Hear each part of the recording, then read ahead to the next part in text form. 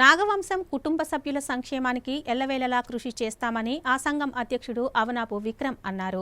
విజయనగరం నాగవంశ సంక్షేమ సంఘ భవనంలో నిర్వహించిన సమావేశంలో కార్తీక వన సమారాధన కార్యక్రమానికి సంబంధించిన కరపత్రాలు ఆవిష్కరించారు. పిక్నిక్ను విజయవంతం చేయాలని పిలుపునిచ్చారు.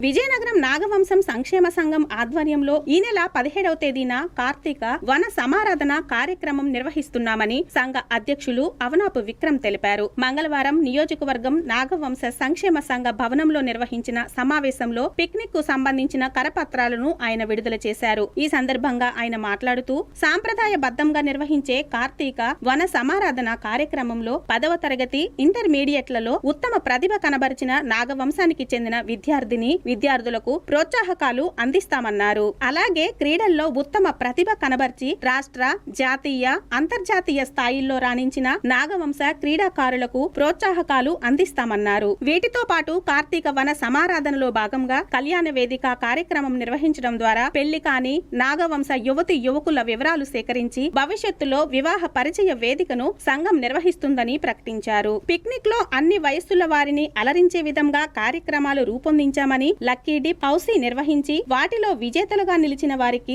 విలువైన, ఆకర్షణీయమైన బహుమతులు అందిస్తున్నామని తెలుపుతూ సమావేశంలో గాళ్ల కౌరిశంకర్ మాట్లాడుతూ కార్తీక వన సమారాధన కార్యక్రమాన్ని విజయవంతం చేయాలని కోరారు. పిక్నిక్ విజయవంతం చేయడంలో ప్రతి నాగవంశీయుడు కీలకంగా వ్యవహరించాలని కార్యక్రమ నిర్వహణకు సంబంధించి దిశానిర్దేశం చేశారు. అనంతరం స్వర్గీయ అవనాపు అప్పలనాయుడు, అవనాపు సూరిబాబుల జ్ఞాపకార్థం వారి కుమారులు అవనాపు విక్రమ్, విజయ్, జనార్దన్ సోదరులు అంతిమ యాత్ర వాహనాన్ని విజయనగరం నాగవంశ సంక్షేమ సంఘానికి అందించారు. ఈ కార్యక్రమంలో విజయనగరం నాగవంశ సంక్షేమం సభ్యులు, నాగవంశ కుల పెద్దలు, యువత అధిక సంఖ్యలో పాల్గొన్నారు. మన పిక్నిక్ సమయంలోనే ఈ యొక్క బయోడేటా ఫార్మ్స్ ఏర్పాటు చేసుకొని అక్కడ ఉన్నంత వరకు ఎందుకంటే మాక్సిమం ఉత్తరాంధ్ర జిల్లా నుంచి పెద్దలకు రావడం జరుగుతుంది. అలాగే మన వాళ్ళందరూ కూడా మాక్సిమం కొన్ని వేల సంఖ్యలో వస్తారు కాబట్టి అక్కడే ఒక కౌంటర్ ఏర్పాటు చేసి అందరినీ ఎక్కడి నుంచి బయోడేటా తీసుకుందామనే ఆలోచన నాకు వచ్చింది. దాన్ని మనం కనుక ఇంప్లిమెంట్ చేస్తే పూర్తిగా మన విజయనగరంలో మాక్సిమం డేటా మనం కలెక్ట్ చేయడానికి అవకాశం ఉంటుంది.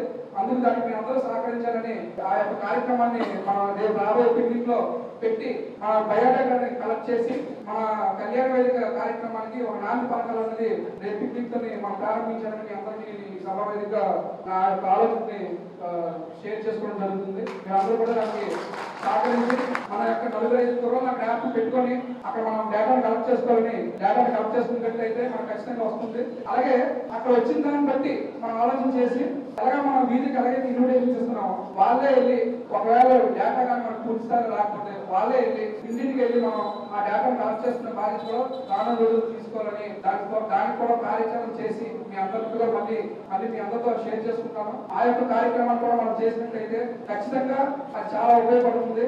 అప్పుడు మన రాష్ట్ర స్థాయిలో మనం ఎలా చేస్తున్నాం అదే విధంగా అందరికీ మన విజయవాడ కానీ, రాజమండ్రి కానీ, శ్రీకాకుళం కానీ, విశాఖపట్నం కానీ అందరికి కూడా చెప్తాను.